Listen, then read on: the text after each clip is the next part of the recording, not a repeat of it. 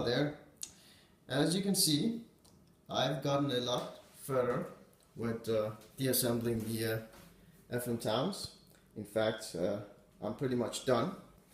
Everything came apart relatively nicely. There were a few broken tabs here and there, but it always happens when you're dealing with these really well-engineered Japanese PCs. I had the same issue with the X68000 when I took it apart. So here we have the power supply board, which supposedly is where the issue is, according to the seller. I'm not so sure about that actually. If we try and zoom here, because all the caps look fine. I don't see any leaking anywhere. Of course, the caps could have failed without leaking, but I think he mentioned a sound or something that I thought maybe that was one of the caps like blowing off the top. These notches here are supposed to be for when the caps are about to fail and steam builds up inside of them. These kind of like bulge out and let out the steam so that the caps don't leak downward or explode, something like that. But one thing I noticed while taking this apart is here. Look at these solder joints here. These two specifically. It doesn't really come out so well in the video, but they do not look like the rest of the solder joints. These did not come off of an assembly line in the factory. So this capacitor here, this one I think, it looks like this has been replaced. As you can see, everything else on here has a kind of a blue marking on it, except for this. And also this one kind of looks to be of a different brand.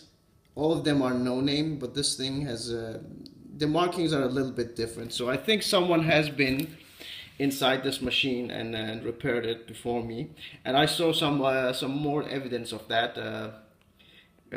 They had been a little bit forceful when trying to pry the plastic parts apart, and there were some battle scars, and you really don't need to do that. I mean, if you are gentle and take your time, the FM Towns will come apart eventually.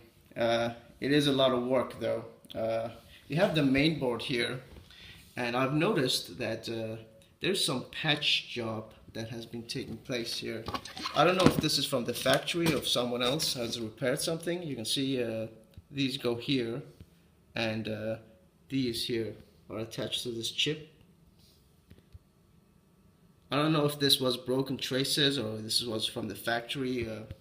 No idea. So some work has been done to this, and one thing to keep in mind when taking this thing apart is that the front side here,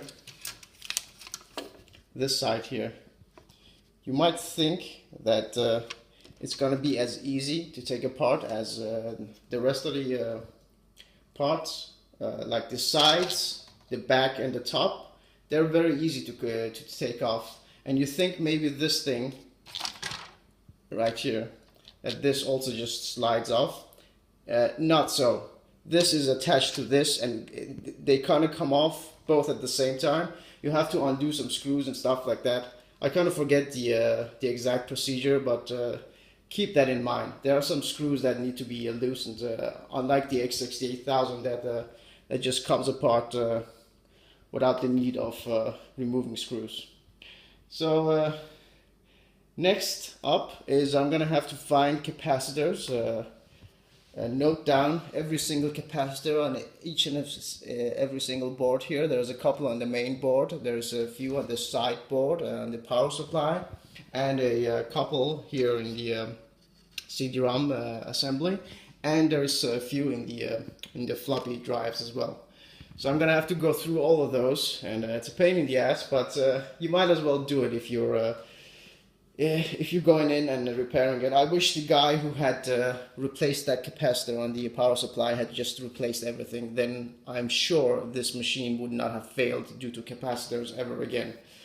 If he used the quality caps. The caps that were used in the 90s, there was some issue with the capacitors in the early 90s. There are a lot of different electronics that are known to fail, like if we look here, the PC Engine Duo there, if you can see, that is a model that is very well known for having capacitors that fail, and I was forced to replace those at some point. So yeah, I'm gonna order the capacitors, and then I'm gonna exchange them. One lucky thing about the FM Towns is that all the capacitors are these cylindrical through holes.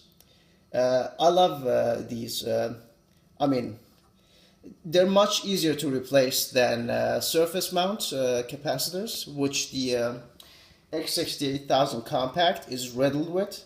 Those are a pain in the ass to replace. And when you replace them, unless you replace them with another surface mount, it's gonna look really ugly. And replacing a surface mount with another surface mount, it's a pain in the ass, because surface mounts were designed to be placed on a print board or a PCB in an automated process. It was not designed to be done by hand. These through holes initially started as components that you do by hand. So there's that. Lucky enough. Unfortunately, there's a lot more capacitors than I had hoped there'd be. First, I looked at this main board and I saw, oh, this is just a handful here, maybe, and not that many on the power supply either. I thought, hey, lucky, I don't have to order a lot of caps and replace them. But then I saw this and the CD-ROM and the floppy drive, and yeah, it runs out in the end. Anyway, until next time.